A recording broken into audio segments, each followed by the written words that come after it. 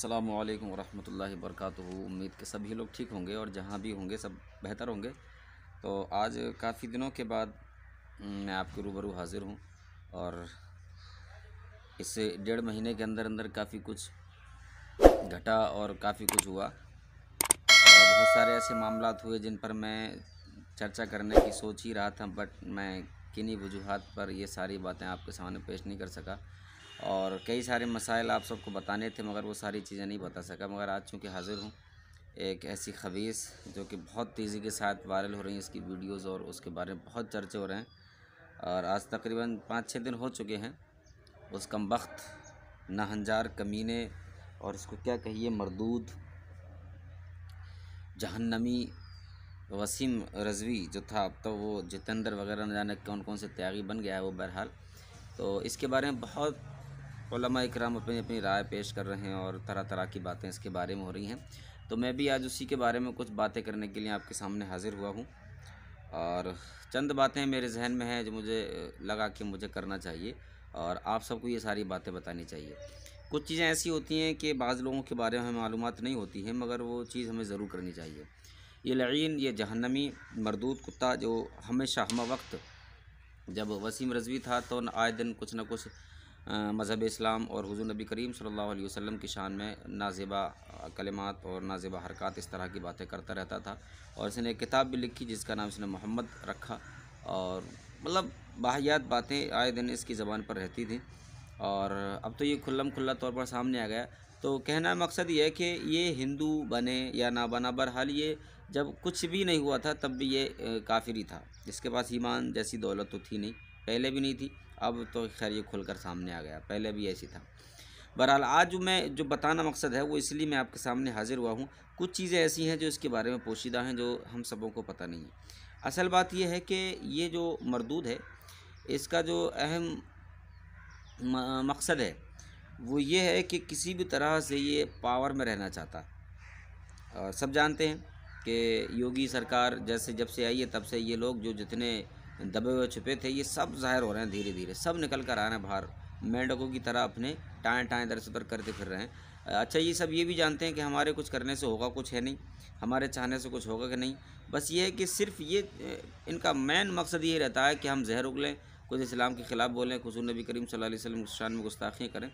اور جس کی وجہ سے مسلمانوں میں کیا انتشار پیدا ہو، تھوڑا ان میں پھوٹ پڑے، تھوڑا ان کا غصہ تھوڑا باہر نکلے، اور اسی کی وجہ سے مسلمان کے روڈوں پر آئیں، اور جب روڈوں پر مسلمان آئیں گے تو پھر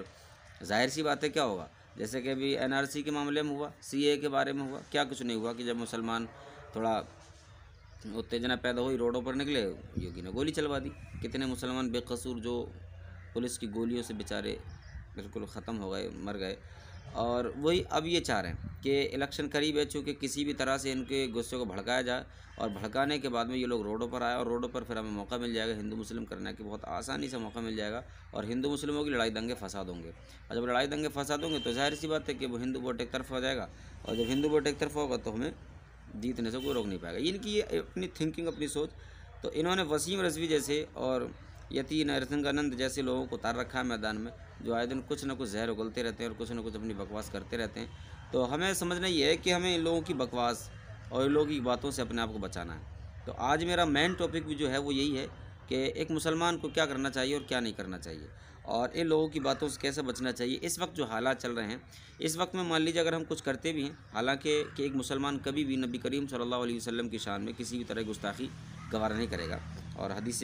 پاک کے ٹکڑے بھی ہیں، منصب نبی فقتلوہ، کہ جو نبی کی شان میں گالی بکے، گستاخی کرے، اس کو قتل کر دو، حالانکہ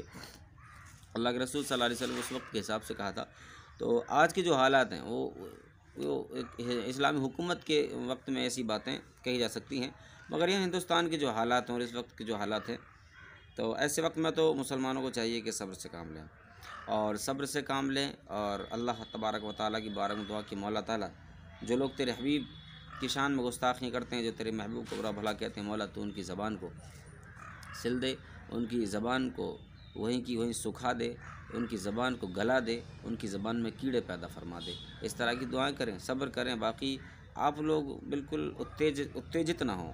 اپنے غصے کو قابو میں رکھیے، اور آپ کے اندر جو جذبات ہیں ان کو آپ محفوظ رکھیے، کیونکہ وقت پتہ نہیں کون سے وقت کیسا آ جائے، تو میں سمجھتا ہوں کہ جب بھی کوئی چیز ہو تو وقت پر ہونی چاہیے، اور وقت سے پہلے کوئی چیز ہو جاتی ہے تو پھر سمجھ میں نہیں آتی بات۔ وہ حضور سیدی اعلیٰ حضرت کا ایک شعر بھی ہے کہ ہر کام کا ایک وقت ہے،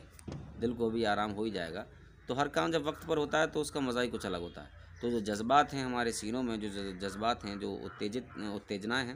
ان سبھی چیزوں کو ہمیں سب محفوظ کر کے رکھنا چاہیے، اور ہمیں اپنے قلوب میں ان چیزوں کو سمیٹ کر رکھنا چاہیے کہ کب ان جذبات کی ہمیں ضرورت پڑ جائے کوئی نہیں جانتا۔ تو اور مجھے لگتا بھی ہے کہ جذبات کی ضرورت پڑے گی، اور انشاءاللہ ضرور پڑے گی۔ اگر ایسی حالات رہے تو مسلمانوں کو جذبات کی ضرورت پڑے گی، اور یہ جذبات جبھی کام آئیں گے جب ہم بچا کر رکھیں گے۔ اگر ہم پہلے سے ہی اپنا غصہ کا مظاہرہ کر دیں، پہلے سے ہی اپنے جذبات روڈوں پر دکھا دیں، اور پھر ہم ان جو ہمارے جذبات ہیں، جو ہمارے ارمان ہیں، جو ہمارے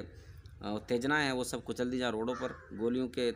نیچے اتار دیا جائے ان کو، تو پھر ہم یہ نہیں چاہتے کہ ایسے حالات پیدا ہوں۔ بہرحال آپ لوگ صبر کیجیے، اور وسیم رضوی یہ کتا تھا، کتا ہے، کتا رہے گا۔ اس کا تو آپ بالکل نہ تو اس کے جانے کا کوئی وہ کیجیے کہ ارے یار وہ ایک ہندو ہو گیا، ایسا کچھ نہیں۔ یہ پہلے سے ہی ایک غیر مسلم تھا، پہلے سے ہی کافر تھا،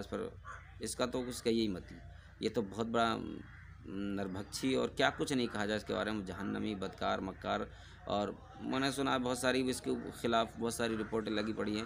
اور یہ اپنے آپ کو بچانے کے چکر میں بھی اس نے یہ سارے کام اپنائے ہیں، کئی سارے اس پر مقدمات ہیں، اور جیل میں جانے کی وجہ سے بھی اس نے یہ ساری چیزیں کی ہیں۔ بہرحال ہمیں مسلمانوں کو یہ چاہیے کہ ہم سب صبر سے کام لیں، اور صبر کے دامن کو پکڑے رکھیں۔ یہ لوگ یہ سمجھ رہے ہیں کہ شاید ایک وسیم رضوی ہو گیا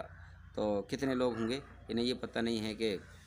اسلام کی فطرت میں قدرت نے لچک دی ہے، جتنا دباؤ گے اتنا ابھرتا جائے گا۔